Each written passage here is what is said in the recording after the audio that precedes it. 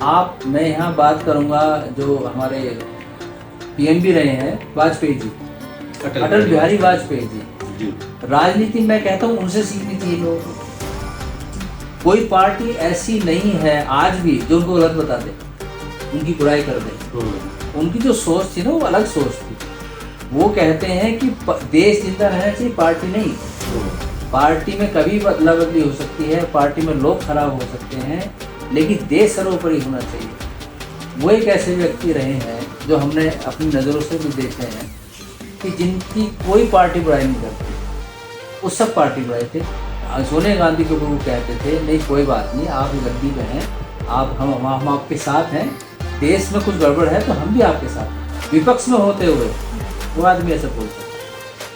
तो सीधा कहना बहुत अच्छा था, सरकारें आएंगी जाएंगी, परिवर्तन संसार का नियम है, पर देश रहना चाहिए। बहुत सुंदर बात। और अगर देश जो आपकी एट प्रेजेंट जो सरकार गद्दी पे है और हम विपक्ष में हैं, तो हम भी उनके साथ हैं अच्छे काम के लिए। अगर वो डिसीजन ऐसा देश के हित में ले रही है और हम विपक्ष में बैठे हैं, तो हम ये नहीं कि विरोध में बैठ जाएंगे, हमें उसका साथ देना पड़ेगा, क्योंकि देश हमारा भी है उनका भी है, हम वो बड़े विपक्ष में हैं। ये उनकी बात अच्छी थी। चिराग जी, आपका कहना, आप युवा हैं आज के, तो आपका क्या कहना है कि जो युवा कर रहे हैं वो सही कर रहे हैं?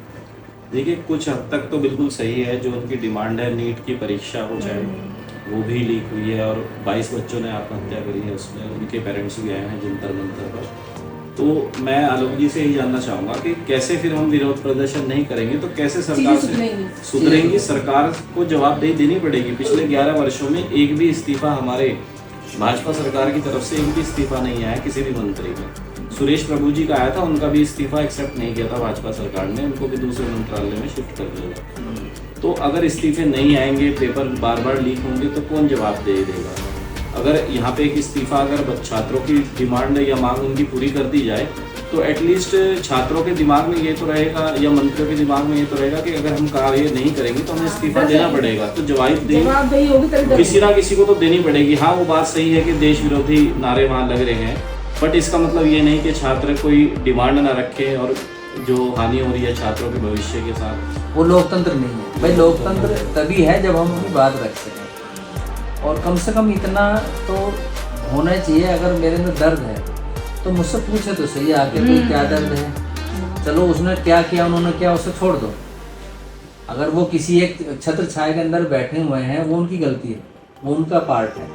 आपका पार्ट ये है कि चाहे कुछ भी है, वो चीज़ हो रही है देश में कि भाई नीट का मामला है या कोई ऐसा मामला है, पेपर लीक हो रहा है, तो कम से कम उनका दर्द उनको पूछना चाहिए। ये तो हम भी चाहते हैं। एक बच्चा अगर दुखी है और उसका पेरेंट्स उससे नहीं उसके दुख के बारे में पूछेगा, वो कोई बाहर वाला उससे दुख के बारे में पूछता है, अब वो बच्चा ये नहीं देख रहा है कि वो सही है गलत है, उसकी बात वहाँ सुनी जा रही है, तो वो बच्चा उसको एक्सेप्ट करेगा। और अगर वो बैठा है या कोई विरोध में खड़ा हुआ है और उसके साथ चाहे कोई भी आ जाए पीछे से, चाहे वो देशद्रोही हो, दुश्मन हो, तो वो तो उसको लगेगा ना कि मेरे साथ आ गया ये, क्योंकि बच्चा इस टाइम गुस्से में है और उसकी हिम्मत बढ़ेगी। तो जो मौजूदा सरकार है उसके लिए वो बहुत खराब चीज़ है। अगर इस तरह के लोग उसमें आंदोलन में आ जाएंगे जिनका इससे कोई लेना देना नहीं है, ना हमारे देश से लेना देना है, वो नुकसान किसको करेंगे?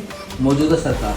तो आलोक जी ने ये कहूँगी कि बात कम से कम सुनी जाती है। बातचीत और संवाद के सरकार ने रास्ते पूरे खोल रखे हैं।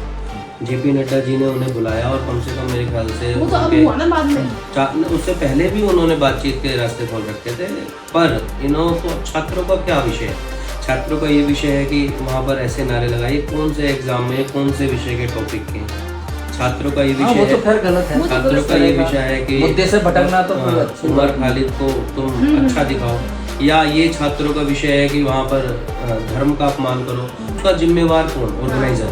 अगर मैं ऑर्गेनाइज कुछ कर रहा हूँ, मैंने एक पार्टी बनाई, नहीं आप समझे नहीं। अगर उनकी बात, बच्चे आक्रोश में है, उनकी बात अगर सरकार सुन लेती तो बाहरी तत्वों के पास क्यों जाएंगे, क्यों उनको अपना दुख दर्द बताएंगे? आप समझे नहीं मेरी बात। अगर आपके प्रोटेस्ट में इतनी सारी चीजें हो रही हैं तो आपको उसका खंडन भी करना चाहिए। उस टाइम नहीं कर पाएगा ना खंडन जी। उसके पास तो उस टाइम तो ये है कि कोई उसके पास जो आ गया, जो उसके पीछे खड़ा हो गया, वो उसका हो गया उस समय तो। और उस जब शुरुआत हो तभी सरकार चली जाए, कोई उसका नुमाइंदा पूछ ले कि भाई क्या परेशानी है, तो ये चीजें बहुत हद तक और ये जितने भी बताए ना, उमर खालिद, ये जो इस तरह के नारे हैं, ये देश के लिए तो खतरनाक है, खतरनाक है, सबके लिए खतरनाक है। बिल्कुल भी। तो ऐसी नौबत ना आए, इससे पहले समाधान आना चाहिए सरकार की तरफ से। कि हमारी इंडिया कंट्री इतनी अच्छी है कि हर इंसान चाहता है कुछ ऐसा हो इसके अंदर कि हम फायदा उठा लें इस चीज का। अब उन्हें दिखा कि यहाँ का जो युवा आक्रोश में है तो वो फायदा उठाएंगे इस चीज का, लेकिन हम फायदा क्यों उठवा रहे हैं? अगर हम अपने बच्चों को पहले संभाल लें, समझ लें, उनको समझा दें, तो शायद नौबत ना आए कि बाहर वालों के हाथों में जाए। ठीक बात है। और युवा तो किसी भी देश की सबसे पहली प्राथमिकता होती है, और युवा से ही देश का भविष्य निर्माण करते हैं। और कुछ विषय ऐसे भी होते हैं जो शायद चल रहे हो और उनको चीज़ें समझ में आ रही हो और वो आगे देखो चिंगारी का क्या होता है, उसे कहीं से भी हवा मिल जाए वो बढ़ जाएगी। जरूरी नहीं है उसको उसका अपना ही कोई आकर उसको जलाए, वो तो गैर भी अगर फूंक मार देगा तो तब भी बढ़ जाएगी। और यही हो रहा है इसमें।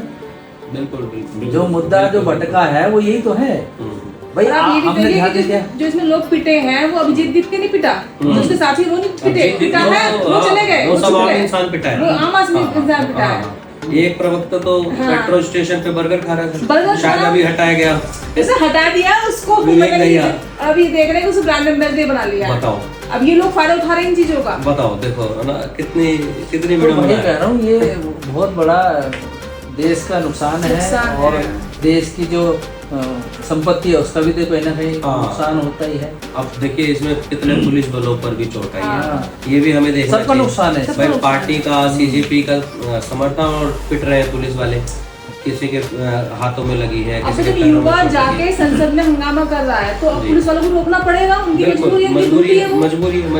भाई हमें देखना ये है कि भाई ऐसा नौबत ना आए, हमें इस पे काम करना चाहिए। बिल्कुल। अब नौबत आ जाती है फिर उसको संभालना बड़ा भारी है, चाहे वो सरकार के लिए हो, चाहे पुलिस बल के लिए हो, सबके लिए नुकसानदायक है। फिर वो देश के लिए तो है ही है।